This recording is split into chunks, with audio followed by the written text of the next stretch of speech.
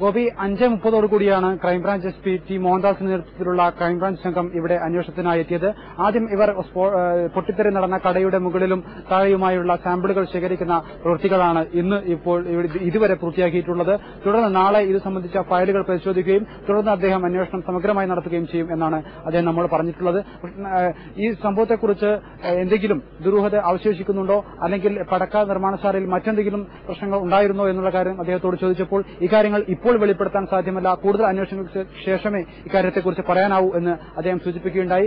നമ്മൾ നേരത്തെ റിപ്പോർട്ടിൽ സൂചിപ്പിച്ച പോലെ തന്നെ എക്സ്പ്ലോസീവ് കൺട്രോളർ നമ്മോട് പറഞ്ഞ പോലെ തന്നെ പടക്കം മാത്രമല്ല മറ്റെന്തോ ഒരു സംഭവം ഉണ്ടായിട്ടുണ്ട് എന്നുള്ള ആ ഒരു കാര്യത്തിൽ തന്നെയാണ് ഇപ്പോഴും അന്വേഷണ ഉദ്യോഗസ്ഥരുടെ പ്രാഥമിക നിഗമനം.